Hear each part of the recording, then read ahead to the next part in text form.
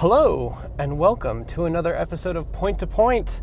It's the show where I drive from one point to another and try to get to the point.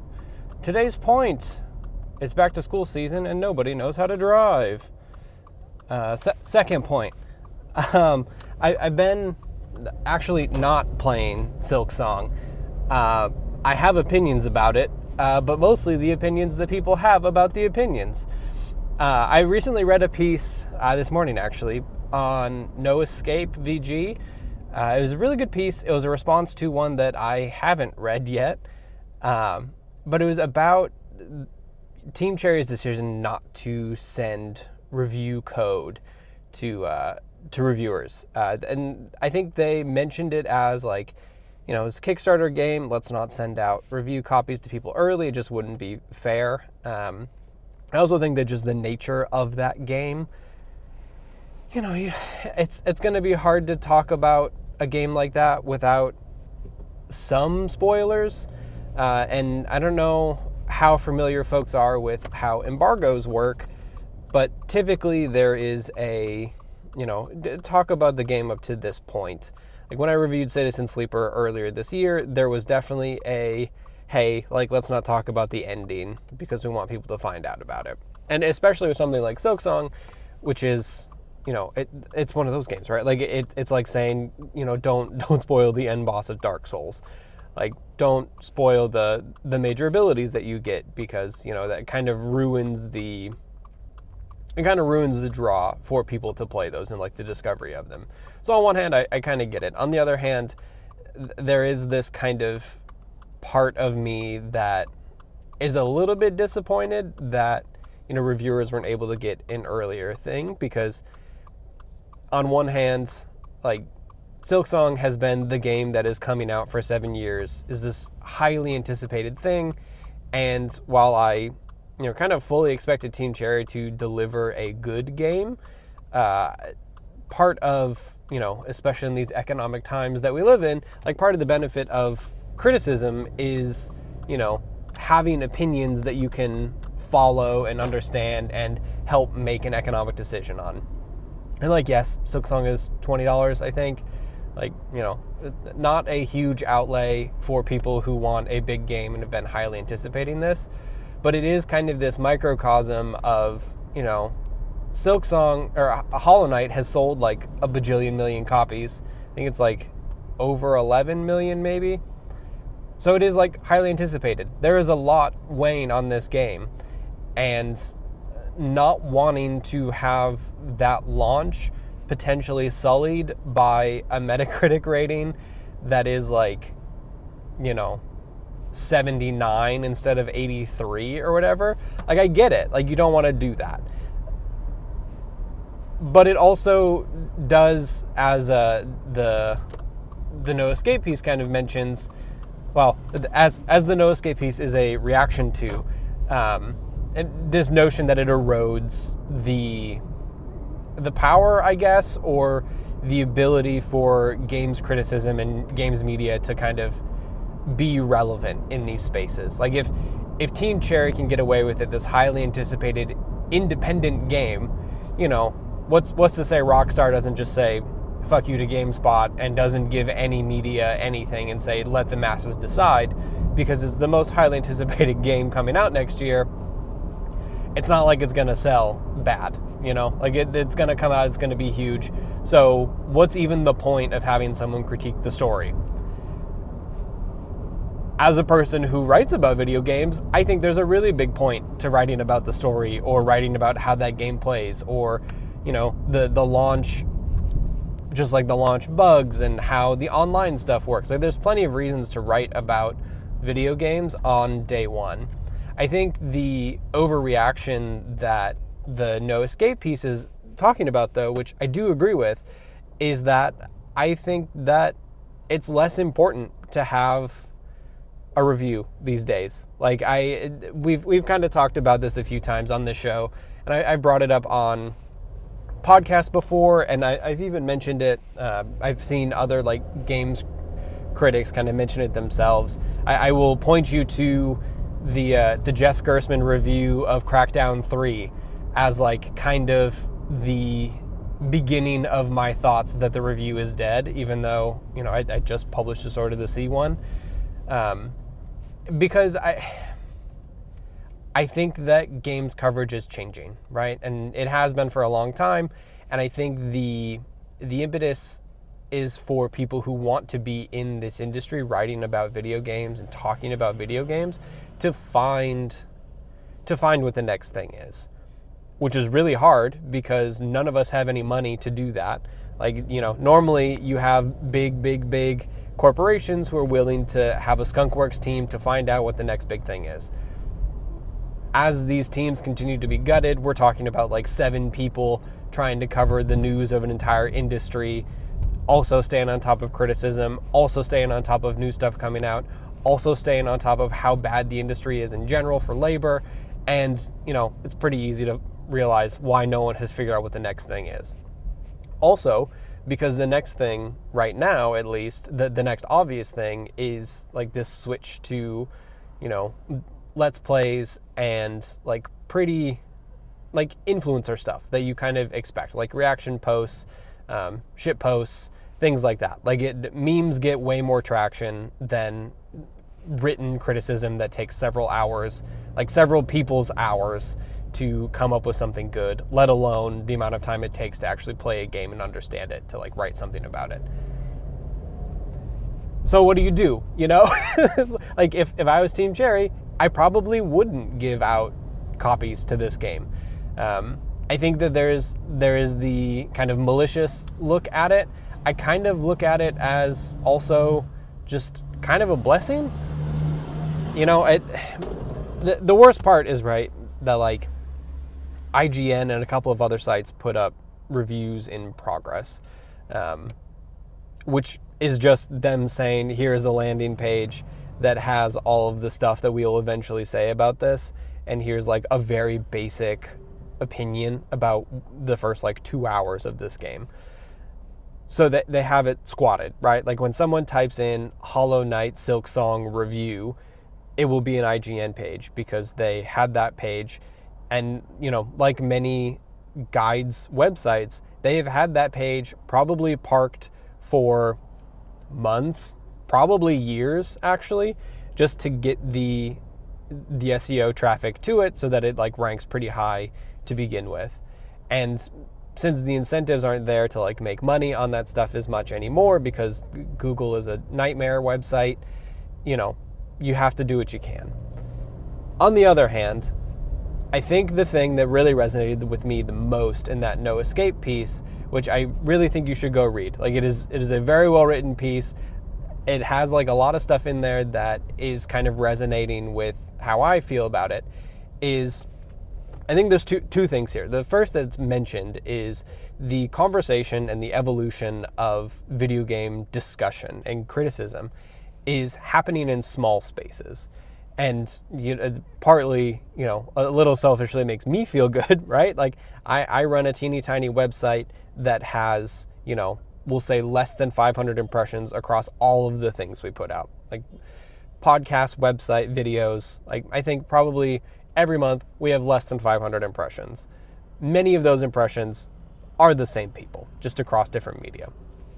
So it's nice to be like, hey, like, don't worry about it. You didn't get Silksong code. No one else did either, and that's fine. And it's kind of true. Like, I kind of feel that way. I still haven't played Silksong because I, have other reasons. But it makes me feel better knowing that, we're not, like, struggling as a website because we didn't get Silksong code. No one else did. It's fine. The industry continues. It also does this thing where, well, if no one else got code, I'm not going to push myself to play this game I know I'm not going to like. And that's kind of the thing that is popping up most for me in this Silksong discussion and the general chats about everything Silksong related, is that games discussions will continue to happen. Like a lot of discussion about games, like I guess a good example, right? Like right now I am playing through Bloodborne for the first time. 10 years after that game came out, I am finally going to be able to join the conversation and have an opinion on Bloodborne and, a whole bunch of things as pertains to Bloodborne. Like, I will know how I feel about that combat. I will know how I feel about that story in a way I never possibly could because I just never experienced it. That discussion is just as relevant now as it was when Bloodborne came out. Like, yes, like the purchasing decisions have all been made already. Like, people are still, if you're going to play Bloodborne, odds are you are already playing or have already played Bloodborne. And yet, here I am, right? Like, I think that the discussion about media and criticism only evolves as media and criticism gets older. And so we're able to have these bigger discussions about, what is Bloodborne in the context of 2025? Like, is there a new criticism of this game that is possible because of the different times we live in? And I think that's true. Like, I think that it is like very much true that there is a critique and a discussion and an angle to playing Bloodborne that is different after COVID than it was before. And that's after spending an hour playing that game, right? Like, and I think the same will be true of, I've just finished Act 2 of Expedition 33, right?